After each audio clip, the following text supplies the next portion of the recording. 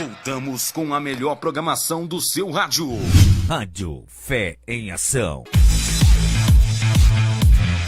Fratelli Massas Caseiras. Fratelli Massas Caseiras. Temos diversas massas caseiras: pães, cuca, rondelli, tortei, lasanha, macarrão, pizzas, empadão. Fratelli Massas Caseiras, em Boa Vista de Aparecida do Paraná. Telefones 45 9980 6348 e 45 9128 1643. Esse é o seu ponto de parada. Fratelli Massas Caseiras.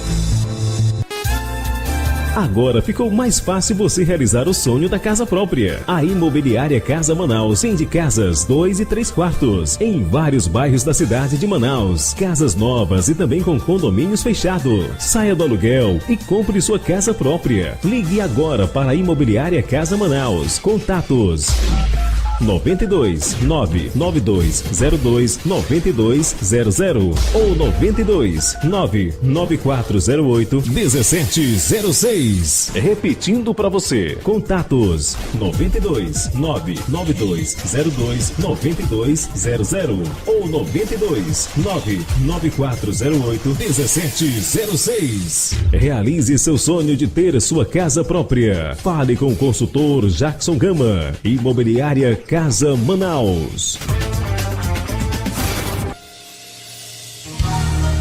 A Casa de Oração Fogo e Glória convida você e sua família a estar participando dos cultos que acontece todas as segundas-feiras. Culto da hora nona, às 15 horas. Quarta-feira, culto de busca do Espírito Santo, às 19 horas. Sexta-feira, culto de cura e libertação, às 19 horas. Domingo, 2 cultos da família, às 8 horas da manhã e às 19 horas. Venha e traga sua família para receber as bênçãos do Senhor.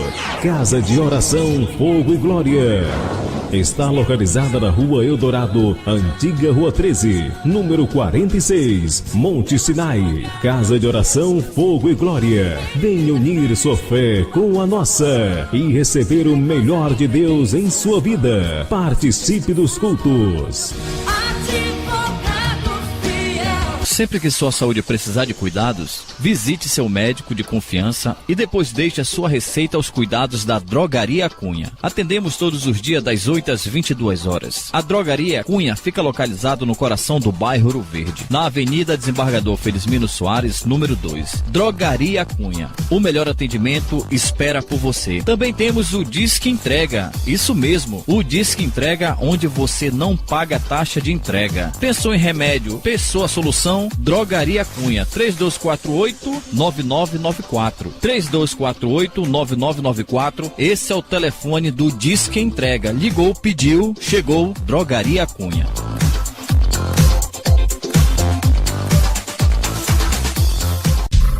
A número 1 da cidade. A número 1 no seu coração. Rádio Fé em Ação.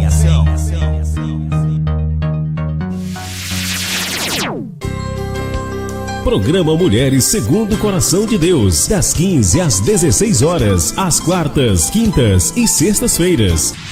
Com a missionária Rosana Félix, pela sua Rádio Fé em Ação, a que contagia o seu coração.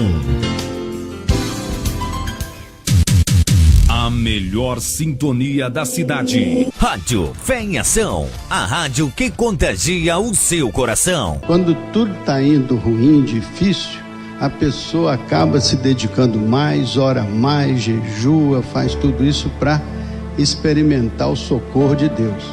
Às vezes, quando passam as tempestades e a gente chega num momento bom da vida, quando tudo parece ter encontrado seu rumo, sua estabilidade, a gente abre a guarda, relaxa um pouco e aí é que surgem os problemas. Aconteceu com Davi. Ele reinou ao todo 40 anos. Então ele era um homem bem sucedido nesse começo da sua carreira como rei. E ele tinha tido promessa de Deus nesse sentido, ele tinha sido cuidado pelo Senhor nesse sentido, e Deus tinha lhe dado vários momentos de vitória, várias vitórias. E ele agora está celebrando, ele está no auge das suas realizações como rei. Ele conquistou Jerusalém. Jerusalém pertencia aos jebuseus. E ele conquistou Jerusalém para ser a sede do seu governo, unificou a nação. Trouxe para debaixo do seu reinado a nação de Israel como um todo, como uma nação completa, de Dan no norte até Berseba no sul. Inclusive vocês vão lembrar desse Dan até Berseba quando ele fez um censo no final da sua vida.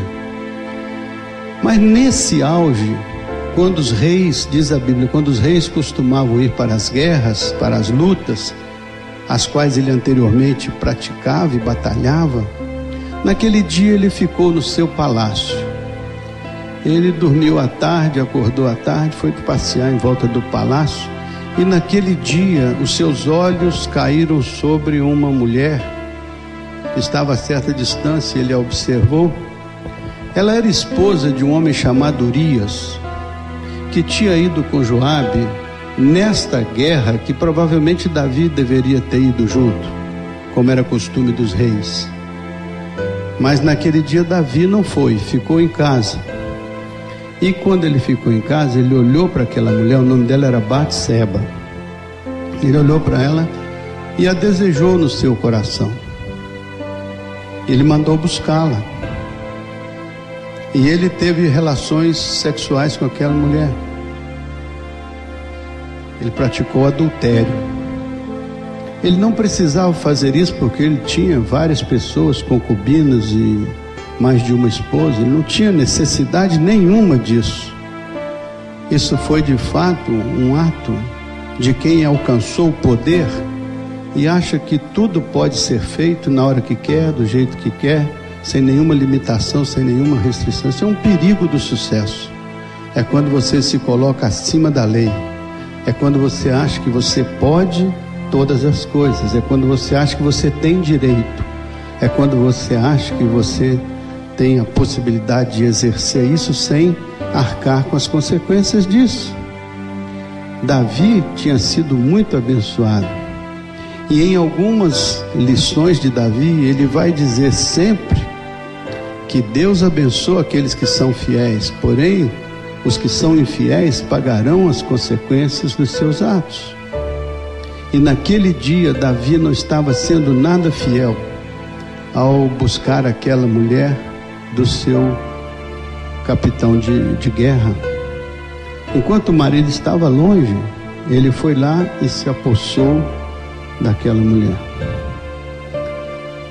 Não é só o fato do adultério ali, é que adultério é tudo que quebra um padrão e uma regra. Por exemplo, quando você pega um documento e rasura um documento, a Bíblia vai ver que isso já aconteceu em algumas situações, mas independentemente disso, na sociedade, se você pega um documento, rasura e faz alguma emenda indevida, você adulterou um documento. Adulterou um documento. Quando você, talvez, lá no interior onde eu vivia, o indivíduo tirava o leite da vaca, ia vender e misturava com água para aumentar o volume do leite, ele adulterou o leite. Adulterar significa mudar a regra, o padrão, aquilo que é esperado, que é recomendado. Quando Davi fez aquilo, ele quebrou uma regra importante, ele quebrou um padrão importante. Por isso que Deus mandou uma mensagem profética para ele. O Natã foi procurá-lo e disse: olha, Davi, Deus tem uma mensagem para você. E ele vai contar uma história para o Davi. Ele diz assim que tinha um homem muito rico que tinha 100 ovelhas. E havia um homem pobre que só tinha uma ovelha. Ele diz que certa feita um viajante passou por ali e o homem rico foi lhe oferecer um almoço. E quando ele lhe ofereceu o almoço, ele pegou aquela ovelhazinha do que só tinha uma e foi lá e fez o almoço e ofereceu ao visitante. Aí depois o visitante foi embora e ele também ficou com as suas 100 ovelhas e a coisa passou. Ele pegou a ovelha do pobre Aí Natan pergunta para ele: o que você acha que devia se fazer com um homem rico como esse, que rouba a ovelha do seu vizinho pobre para dar um jantar especial para alguém? O que você acha que devia ser feito com ele? O que vocês acham que o Davi respondeu? O Davi respondeu assim: digno de morte é quem pratica um negócio desse. Digno de morte é quem faz uma coisa dessa. Devemos julgá-lo com severidade. Aí o Natan vira para ele e diz assim: pô, você é esse homem. Você é essa pessoa. Bem-aventurado aquele que não se condena no que pratica, não é verdade? Diz a Bíblia. Bem-aventurado aquele que não se condena naquilo que pratica.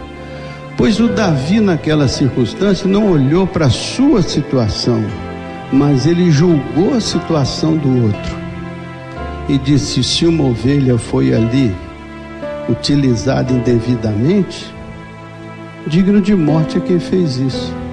Então Natan falou: você é esse homem, Davi, e por causa disso, Davi, a espada nunca mais se apartará da sua casa. Então as consequências do que você fez, com o adultério que você cometeu, trará sobre a sua casa consequências tristes. Às vezes, no auge do sucesso, a gente acha que pode tudo, que tudo é permitido, que tudo é possível. Mas aí a gente comete às vezes os exageros, os erros, os enganos.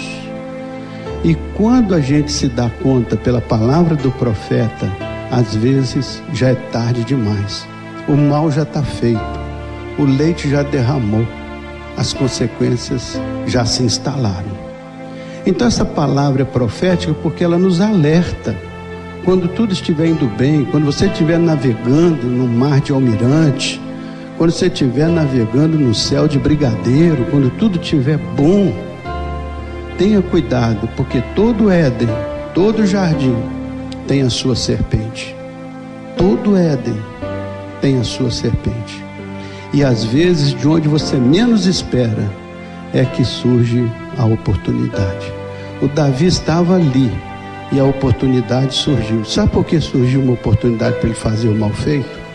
Porque dentro do coração dele, ele se inclinou para o desejo errado.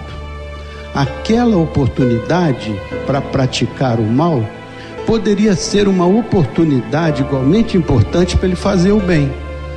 Naquele momento ele podia pensar assim: puxa vida, essa mulher, Batseba, jovem, bonita, sozinha, seu marido está na guerra, vou pedir a uma das pessoas do palácio para ir fazer companhia, para estar com ela, para dormir com ela até o seu marido chegar. Vou cuidar dessa pessoa, porque essa pessoa é esposa de um grande colaborador meu. Eu vou cuidar disso. Eu vou ser generoso, sincero lá, abençoador. Mas a oportunidade que ele enxergou não foi a de ser uma bênção na vida da pessoa. A oportunidade que ele enxergou foi de utilizar aquela pessoa para fins impróprios. Quantas vezes a gente comete erros porque quando surge a oportunidade, ao invés da gente olhar pelo lado bíblico, espiritual, santo, puro, a gente olha pelo lado carnal, pecaminoso, deteriorado. E a gente às vezes não se dá conta disso porque a gente atingiu um status cultural que acha que tudo é possível, tudo é permitido, nada é errado, nada é pecado, não tem mais distinção de nenhuma natureza. A gente acaba se acomodando ao que não deveria ser feito. E a gente faz como se fosse com naturalidade. Só que Deus não se deixa iludir com as nossas escolhas insensatas. Ele vai depois arguir-nos sobre o que nós fizemos. E pode ser que seja tarde demais, quando nós nos dermos conta de que aquilo que a gente fez e agiu como se fosse uma coisa simples, na verdade era uma tragédia previamente anunciada. Porque Deus não se deixa enganar, mesmo pelo nosso discurso, não é verdade? Então, esse primeiro ponto é um alerta para que quando tudo estiver indo bem, a gente tenha o cuidado de não meter os pés pelas mãos. Por quê? porque isso tem consequências. Então você vai ver isso na vida do Davi. Na vida do Davi, logo que ele mesmo toma a iniciativa de desvirtuar sua relação conjugal, ele vai ter na sua casa um filho chamado Aminon, que vai ter uma relação com Tamar, eram ambos seus filhos, e eles praticaram incesto. Só que Aminon violentou a sua irmã Tamar. Então, dentro da casa de Davi, houve uma violência sexual entre irmãos. Então, essa Tamar ficou muito sentida, porque ela foi violada. E ela buscou o socorro. Mas o Davi, quando soube dessa história, ficou muito indignado. Mas sabe o que ele fez? Nada. Não fez nada. Deixou passar para lá. E a sua filha Tamar ficou profundamente magoada, profundamente entristecida, profundamente sofrida por aquilo que tinha acontecido, mas o pai se omitiu. Talvez ele tivesse muito preocupado com as suas coisas, com seus afazeres, com seus interesses particulares de rei, e ele não olhou para dentro da sua própria casa. Aí o Natã falou: olha, a espada nunca mais vai se afastar da sua casa. Por quê? Porque você, como homem, em vez de dar o exemplo fundamental, acabou desvirtuando o próprio padrão da sua família. O que aconteceu depois? Depois Absalão, que era irmão da Tamar, ele era irmão da Tamar, então ela era meia irmã do outro, do Aminon. Ele ficou tão indignado com aquilo que ele articulou no seu coração vingar a sua irmã. E ele criou um artifício tal que ele levou o seu irmão a uma determinada reunião, onde ele matou o seu irmão. Então, além do incesto familiar, houve um fratricídio, né? O Amon foi morto pelo seu irmão Absalão. Aí você vê que dentro da família já há uma descompensação, e pode ser que seja a própria estrutura familiar se desorganizando, se diluindo por caminhos contrários ao propósito de Deus. Então o indivíduo é rei, está no palácio, mas as coisas estão acontecendo à revelia do propósito de Deus. Muitas vezes pode ser que no auge das nossas conquistas e vitórias, a gente comece a perder o cuidado, a sensibilidade para o espiritual, e começa a meter os pés pelas mãos, e aí começa a acontecer as consequências. E aí a gente vai vendo com tristeza que aquilo que podia ter sido evitado, talvez não foi evitado, porque não recebeu e não mereceu de momento o cuidado que deveria ter merecido.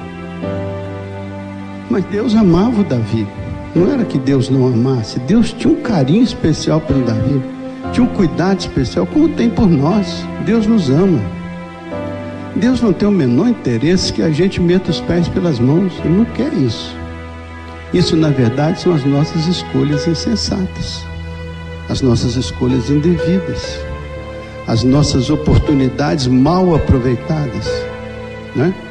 Os nossos adultérios, nossos erros, nossas falsificações da verdade de Deus, do propósito de Deus, né? Isso é um problema. Quando acontece esse fato, Absalão cuida da sua irmã e o rei fica com muita raiva, indignado sobre o incesto, não fez nada, mas ficou com raiva do filho que cometeu o fratricídio lá. E esse menino então foge, ele fica 2 anos fora de casa, vagando, porque o seu pai não queria recebê-lo, não queria falar com ele, não queria tratar com ele. Era um outro problema para resolver. Mas o Davi deixou ele fora, o repudiou. Mais tarde eles trouxeram o menino para Jerusalém para falar com o pai. Mas o pai disse: pode trazer, mas que ele fique na casa dela, eu não o recebo no palácio. Então esse repúdio gerou no coração de Absalão uma revolta.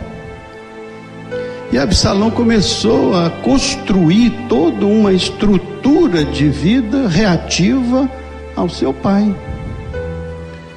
Ele chegou a montar um exército para combater o seu pai, para tomar o trono do seu pai. Então você vê que o Natan tinha razão. Olha a espada aí na sua casa, esse negócio vai se degringolar. E o Davi, como rei, com o exército, agora tem que enfrentar o exército do seu próprio filho. Sabe o que aconteceu? Seu filho ocupou um espaço significativo em Jerusalém. O Davi teve que fugir. O pai teve que fugir do filho, porque se sentiu ameaçado pelo exército do filho. E ele se organiza então para combater o próprio filho. E há um combate, há uma guerra. E o filho dele morre nessa guerra. Quando Davi recebe a notícia que o exército dele tinha matado seu próprio filho, Davi vai lá. Quando Davi chega lá, sabe o que Davi diz? Absalão, Absalão, meu filho, quem me dera eu pudesse morrer por ti. Quem me dera eu pudesse ficar no seu lugar. Quem me dera. Sabe aquele sentimento sincero e verdadeiro, mas somente realizado tarde demais? Era esse. Quem me dera eu pudesse morrer por ti. Agora não podia mais. Agora não adiantava o repúdio. Ali terminava a oportunidade. Ali o repúdio chegava ao fim e substituía agora por um sentimento nobre. Mas era tarde demais. Quantas vezes você tem um sentimento muito bom, só que tarde demais, depois que passou a oportunidade, depois que tudo se acabou, se arrebentou, a gente chega com aquele sentimento mais nobre do mundo, mas aí é tarde demais. Então o que essa mensagem está dizendo? Enquanto você tem a bênção de Deus, não meta os pés pelas mãos. Quando a gente faz isso, a gente se arrepende. E às vezes se arrepende tarde demais, depois que tanto estrago já foi feito, depois que tanta destruição já foi feita. Por isso que o sucesso às vezes é traiçoeiro, porque você acha que pode tudo, tá navegando na melhor das ondas, surfando na melhor das situações, só que às vezes o que está acontecendo não é agradável a Deus. E quando nos damos conta, quando aparece um Natan na nossa vida e vai nos alertar, às vezes já é tarde demais. Aí já cometemos aquilo que não deveríamos cometer, né? E o Davi então vai vendo a sua família se deteriorar, vai vendo a sua casa se destruir. No final da vida do Davi, ele estava passando seus últimos dias. Sabe o que eles fizeram? Eles buscaram uma jovem chamada Absaque para cuidar dele e para esquentá-lo no frio do inverno, para estar ao lado dele. Não tinha relações sexuais com ela. Onde é que estavam as esposas do Davi? Onde é que estavam as concubinas do Davi? Todo mundo tirou o time. Ele estava sozinho, precisava de buscar uma pessoa de fora para vir cuidar dele e apoiá-lo. A vida é triste quando a gente termina como resultado de descaminhos, coisas erradas que a gente fez. Antes dele morrer, o Adonias, filho dele, já tinha montado um exército e já tinha se declarado rei.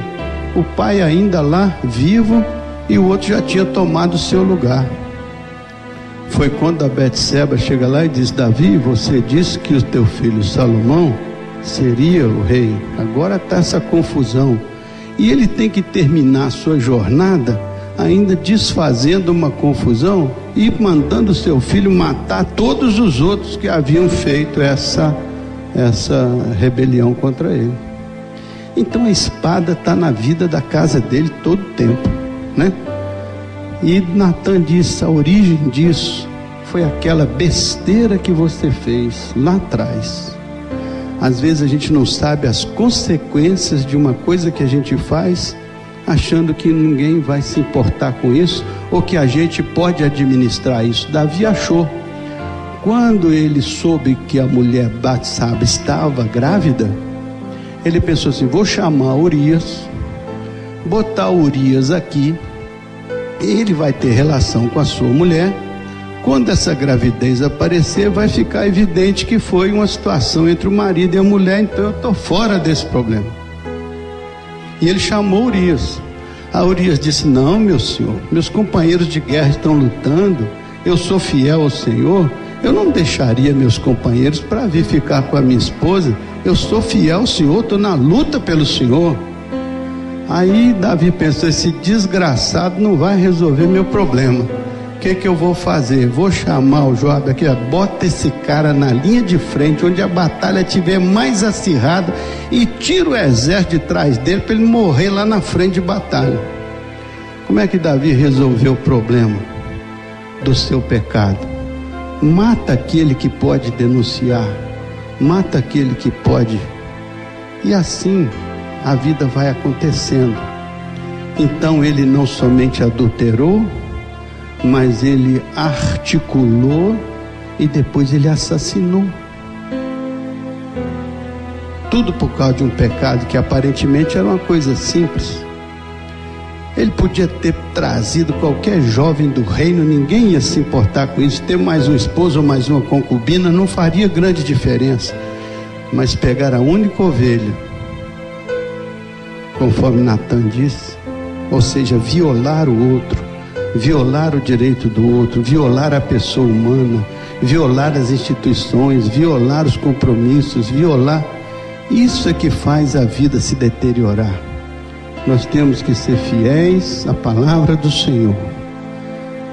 Agora, Davi termina sua vida também compondo seus salmos de arrependimento. Por isso que eu acho que Deus é tão misericordioso, porque se pecarmos, temos um advogado diante de Deus, Jesus Cristo justo. Não deixa a coisa se deteriorar até o fim, mas tomemos consciência do mal feito e apresentemos-nos a Deus com coração humilde, sincero e arrependido, dizendo: Senhor, eu pequei contra ti fiz o que não é bom perante os teus olhos. Tem compaixão e misericórdia de mim, perdoa-me, restaura-me. Não deixe o sucesso, as vitórias da vida te levar para longe dos caminhos do Senhor. Ao contrário disso, que as vitórias e bênçãos das nossas vidas nos façam mais dependentes de Deus, mais gratos, celebrando mais as bênçãos do Senhor. Amém? Esse é o lado C da vida do Davi. Mas ele morreu ainda honrado pelo Senhor, a despeito de ter uma vida tão complicada. Então não há pecador que não possa se arrepender. Não há mal feito que não possa ser reconstruído. Não há nada que não possa ser cuidado pela graça misericordiosa do Senhor. Vamos orar? Senhor bendito, colocamos diante do Senhor esta reflexão e pedimos que o Senhor tenha misericórdia de cada um de nós e que nós possamos sempre saber e conhecer os nossos caminhos, pedindo como foi pedido no passado: ensina-nos, sonda-nos e conhece o nosso interior. Vê se há em nós algum caminho mau, algum caminho ruim, e guia-nos pelo caminho eterno. Ó Deus, guia-nos pelos caminhos da Tua vontade, guia-nos pelos caminhos da Tua palavra. Fortalece-nos, ó Deus, para que não caiamos em tentação, mas livra-nos do mal. E em cada oportunidade da vida, dá-nos os olhos espirituais, para que enxerguemos as oportunidades do bem, nunca as oportunidades do mal. É a oração que nós te fazemos. Não saia daí. Daqui a pouco estamos de volta na melhor. Rádio Fé em Ação, a rádio que contagia o seu coração.